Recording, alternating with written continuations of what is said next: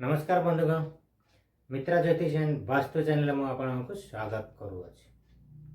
सांग मैंने चैनल जदि प्रथम कर आसी तो प्लीज दयाकोरी चैनल टी को सब्सक्राइब लाइक और कमेंट करने भूलु नहीं, कहीं आपण द्वारा ही मुझे आगे जापारि यूट्यूब चैनल। आपण घरे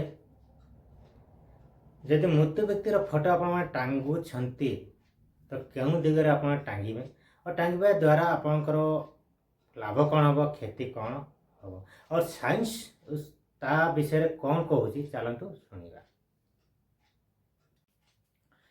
साइंस कहती जदि मृत्यु व्यक्तिर फोटो आप घरे टांगुंट तो ताको गोटे बॉक्स बने कि बॉक्स भितर रखु ना कि एमती टांगिकी रखु। कीड़ा मारी दौरान कीड़ा टांगिकी रखी दौरान शास्त्र कौन कहूँ, शास्त्र मना करमती टांगिकी रखाटा भल नुहे। कहीं मृत व्यक्ति आत्मा को आप टांगिकी रखते ना आपण को बाक्स भितर रखुच्च। बाक्स भितर रखा सब बढ़िया। जदि कांथरे आप दक्षिण कांथरे टांगुच्च, दक्षिण कांथ गोटे बाक्स बन दिंतु, बाक्स भितर डेरिकी रखु, ताहा होची शास्त्रर कारण। आ वैज्ञानिक कारण कहीं वैज्ञानिक कारण मध्य कहूँ, शास्त्र वैज्ञानिक आप देखते मिसईकी देखते। वैज्ञानिक कारण भी हूँ जदि आप कौन बाक्स भितर रखुंट, बॉक्स बन के रखुंट आ कहारी नजर से जाऊनी तो आपण लाइफ बहुत सुरक्षित रही। कहीं धरतु कहीं जदि सब से फोटोटी देखला तार जो माइंड रे से मृत व्यक्तिर विषय चिंता आसो, लास्ट धीरे धीरे तार भी आयुष कम हो। यहाँ आपने बुझीपारे आप निज भितर जो दुईटी माइंड रोचे से माइंड भितर यदि सब बड़े गला सबकनसीयस माइंड भितर यदि से जिनस गला ये लोकटा केमी मरता केमी कौन करता केमी सब विषय यदि गला तो सबकनसीयस माइंड घिंची नब ना सेपटे साइंस। तेणु कहूँ आउ शास्त्र भी कहूँ बाक्स भितर बनईकी रखु। तो चलतु आग को नाना नानी मरीगले कि आपण घर दादा दादी मरीगले कि आप माँ बापा ही मरीगले तो फोटो आप टांगिकी रखुंट। तो से फोटोटी को आप क्यों दिगरे रखिए और क्यों घरे रखिए आ तार विधि कौन, तो ये विषय आज पूरा आलोचना करवा। तो चलतु सर्वप्रथम मुझे बुझे दूची फोटोटी गोटे भल फ्रेम रे बने के आणतु, भल फ्रेम रे बने के आणतु।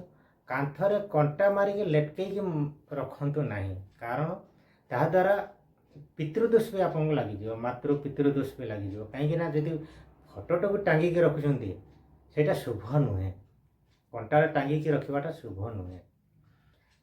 आपड़ ताको गोटे बक्स बन दिंतु, बक्स बन बक्स एमती डेरिकी रखु, माने कांथ द्वारा कांथरे डेरिकी रखु। ता द्वारा कांथरे सपोर्ट मिल, फोटो को सपोर्ट मिल आ फोटोटी बराबर पुछापुछी कर बक्स बंद रखु। जदि आप कांथरे सेमती रखुंट तो तापर गोटे पर्दा पकईकी रखते कि सब बड़े आपमती दृष्टि जाऊ नमती दृष्टि जाऊ से उच्चतार रखापी आम कही था। रखा कौटी कौ घर रखिले भल हम, एमती जहाँ घर 4-5टी घर अच्छी सी तो रखिदेव, कि जार गोटाए घर थी सी रखी।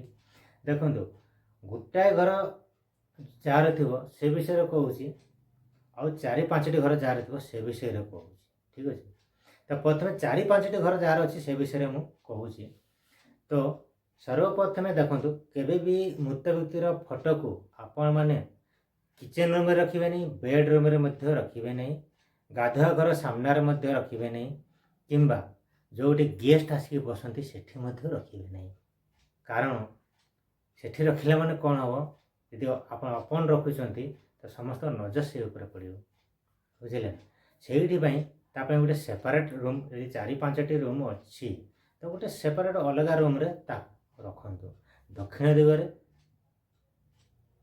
बॉक्स बनईकी रखु, किंबा जदि सेठी आलमारी अच्छी तो आलमारी ऊपर एमती रखु। बॉक्स जदि बनई न पार्टी आठ गोटे परदा ढांकी रखु। बेले बेले कौन करेंगे सफा सुतरा करेंगे, सफा सुतरा करी अमावास्या दिन ताको पूजा पाठ करेंगे। ଯଦି ଯାହାର ଗୋଟାଏ ଘର ଅଛି ସେ କ'ଣ କରିବ? ସେ କ'ଣ କରିବ? ବେଡ଼ରୁମ୍ ଯେଉଁଠି ଶୋଉଛନ୍ତି ସେଠୁ ମଧ୍ୟ ଟିକେ ଦୂରତା ରଖିବ। କିଚେନ୍ ରୁମ୍ରୁ, ଟଏଲେଟ୍ ରୁମ୍ରୁ, ବାଥରୁମ୍ ଏସବୁରୁ ଦୂରତା ରଖିକି ଦୁଆର ସାମ୍ନାରେ କେବେ ବି ରଖିବେନି। ଦୁଆର ସାମ୍ନାରେ କେବେ ବି ରଖିବେନି, କାହିଁକିନା ଯିଏ ବି ଘରକୁ ପଶିବ ତା ସାମ୍ନାରେ ନଜର ଆସିବ। ତ ଟିକେ ହଟେଇକି ସାଇଡ଼୍ରେ ଦକ୍ଷିଣ କୋଣକୁ କରିକି ରଖିବେ। ଦେଖନ୍ତୁ, ସାଇନ୍ସ ମଧ୍ୟ କହୁଛି ଯେ ମୃତ ବ୍ୟକ୍ତିର ଫଟୋ ସହିତ ଜିଅନ୍ତା ବ୍ୟକ୍ତିର ଫଟୋ କେବେ ବି ରଖିବ ନାହିଁ। ଶାସ୍ତ୍ର ମଧ୍ୟ ସେଇଆ କହୁଛି, ମୃତ ବ୍ୟକ୍ତିର ଫଟୋ ସହିତ ଜିଅନ୍ତା ବ୍ୟକ୍ତିର ଫଟୋ କେବେ ବି ରଖିବନି। ଜିନ୍ଦା ଥାଉ ଥାଉ ତାକୁ କେବେ ବି ପୂଜା କରିବନି। ଠିକ୍ ଅଛି। ତ ଏବଂ ତାକୁ ବନ୍ଦ ବାକ୍ସରେ ରଖିବା ପାଇଁ ଆଲମାରି ଭିତରେ ରଖ ଭଲ, ନାହିଁ ତ ଆଲମାରି ଉପରେ ରଖିକି ତାକୁ ପର୍ଦା ଢାଙ୍କିଦିଅ ଭଲ। ସବୁବେଳେ ସେଠି ଯେମିତି ନଜର ଯାଉନଥିବ ସେମିତି ଆପଣ ରଖିବେ। ମନେ ରଖନ୍ତୁ, ଯଦି କାନ୍ଥରେ କଣ୍ଟା ମାରି ଆପଣ ପୂର୍ବଜଙ୍କୁ ଟାଙ୍ଗିକି ରଖୁଛନ୍ତି ତ ତାଙ୍କୁ କଷ୍ଟ ହେବ, କାହିଁକିନା କଣ୍ଟାରେ ମାରିଦେଇ କଣ୍ଟାଟା ଟାଙ୍ଗିକି ରଖୁଛନ୍ତି, ତାଦ୍ୱାରା ଆପଣଙ୍କୁ ଦୋଷ ବି ଲାଗିବ। ଆହୁରି ମନେ ରଖନ୍ତୁ, ଯଦି ସିଡ଼ି ଅଛି ଆପଣଙ୍କ ଘରେ, ସିଡ଼ିର ଉପରେ କିମ୍ବା ତଳେ କଣ୍ଟା ମାରି କେବେ ବି ରଖନ୍ତୁନି, ତାହା ମଧ୍ୟ ଅଶୁଭ ହେଇଥାଏ। ଆଉ ସିଡ଼ି ଘରର ସାମ୍ନାରେ ମଧ୍ୟ କେବେ ବି ରଖିବେ ନାହିଁ, କି ଦୁଆର ସାମ୍ନାରେ କେବେ ବି ରଖିବେ ନାହିଁ। ସିଡ଼ିରୁ ଟିକେ ଦୂରତା କରିକି ଦୂରକୁ ହଟେଇକି ରଖିବେ।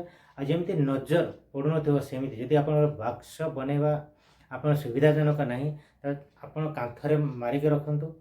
ଠିକ୍ ଅଛି। କାନ୍ଥରେ ମାରିବାଟା ବି ଟିକେ ଟେଢ଼ା କରିକି ରଖନ୍ତୁ, କାନ୍ଥରେ ଡେରିକି ରଖନ୍ତୁ, କଣ୍ଟା ଦିଅନ୍ତୁନି, କାନ୍ଥରେ ଡେରିକି ରଖନ୍ତୁ ଏବଂ କପଡ଼ା ଦେଇକି ତାକୁ ଢାଙ୍କିକି ରଖନ୍ତୁ। ଏହା ହେଉଛି ତା'ର ବିଧି और ବିଧାନ। ଏହିପରି କଲେ ଆପଣଙ୍କ ଘରେ ଧନ ସମ୍ପତ୍ତି ପ୍ଲସ୍ ଆପଣଙ୍କ ଘରର ସୌଭାଗ୍ୟ ଆହୁରି ବଢ଼ିଯିବ। ଠିକ୍ ଅଛି। ନେଗେଟିଭ୍ ଊର୍ଜା ଆସିବନି, ପଜିଟିଭ୍ ଊର୍ଜା ଆପଣଙ୍କ ଘରକୁ ଆସିବ। ଦୋସ୍ତ, ଆପଣମାନଙ୍କୁ ଅନୁରୋଧ କରୁଛି, ଯଦି ଭିଡ଼ିଓ ଆପଣଙ୍କୁ ଭଲ ଲାଗେ ତ ଲାଇକ୍, ସବସ୍କ୍ରାଇବ୍, କମେଣ୍ଟ କରିବା ସାଙ୍ଗେ ସାଙ୍ଗେ ବେଲ୍ ଆଇକନ୍କୁ ଦବାଇକି ରଖନ୍ତୁ। ଏମିତିକା ଭିଡ଼ିଓ ମୁଁ ସବୁବେଳେ ଆପଣଙ୍କୁ ଦେବି ଓ ଆପଣଙ୍କ ଦ୍ୱାରା ମୁଁ ଟିକେ ଆଗକୁ ଯାଇପାରିବି। ଏବଂ ବାରମ୍ବାର ମୁଁ ଏହି ଭିଡ଼ିଓ ମଧ୍ୟ ଆପଣଙ୍କୁ କହୁଛି, ମୃତ ବ୍ୟକ୍ତିଙ୍କର ଫଟୋ ମୁଁ ଦେଖିଛି ବହୁତ ଲୋକଙ୍କ ଘରେ, ସେମାନେ କେବେ କେବେ ପୂର୍ବ ଦିଗକୁ ମୁହଁ କରୁଥିବା କଣ୍ଟା ମାରିକି ରଖି ଦେଉଛନ୍ତି। ଠିକ୍ ଅଛି। ଏମିତି ବିଭିନ୍ନ ଦିଗରେ ରଖୁଛନ୍ତି, କିନ୍ତୁ ତାକୁ ରଖିବାର ସବୁଠୁ ବଢ଼ିଆ ଦିଗ ହେଲା ଦକ୍ଷିଣ କାନ୍ଥ ଉତ୍ତର ତରଫ ସେ ମୁହଁ କରିଥିବେ। ଆପଣ ପୂଜା କଲାବେଳେ ଉତ୍ତର ଆଡ଼ୁ ଖାଡ଼ା ହେଇକି ମାନେ ଏମିତି ଦକ୍ଷିଣ ଆଡ଼େ ହାତ ଯୋଡ଼ିକି ଠିଆ ହେବେ, ସେମିତି ରଖନ୍ତୁ। ଆଉ ଆପଣଙ୍କୁ ନଜର ନ ପଡ଼ିବା ଭଳିଆ ଟିକେ ଉଚ୍ଚତାରେ କି ରଖନ୍ତୁ। ଯଦି ସମ୍ଭବ ଅଛି ତ ବାକ୍ସ ବନେଇକି ରଖନ୍ତୁ, ନଚେତ୍ ତାକୁ ଏମିତି ରଖନ୍ତୁ, କାନ୍ଥରେ ଡେରିକି ରଖନ୍ତୁ, କପଡ଼ା ଢାଙ୍କିକି ରଖନ୍ତୁ। ନଚେତ୍ ଯଦି ଆଲମାରି ଅଛି ତ ଆଲମାରି ଭିତରେ ବି ରଖିପାରିବେ, ଯଦି ଆଲମାରି ଉପରେ ବି କାନ୍ଥରେ ଡେରିକି ରଖିପାରିବେ। ତ ଥ୍ୟାଙ୍କ ୟୁ ସାଙ୍ଗମାନେ। ଭିଡ଼ିଓଟି ଯଦି ଭଲ ଲାଗିଲା ତ ଲାଇକ୍, ସବସ୍କ୍ରାଇବ୍, କମେଣ୍ଟ କରିବା ପାଇଁ ଭୁଲିବେ ନାହିଁ। ପୁଣି ଦେଖା ହେବା ଆସନ୍ତାକାଲି। ଜୟ ଜଗନ୍ନାଥ, ଜୟ ମାତାରାଣୀ, ବନ୍ଦେ ମାତରମ୍, ଜୟ ହିନ୍ଦ।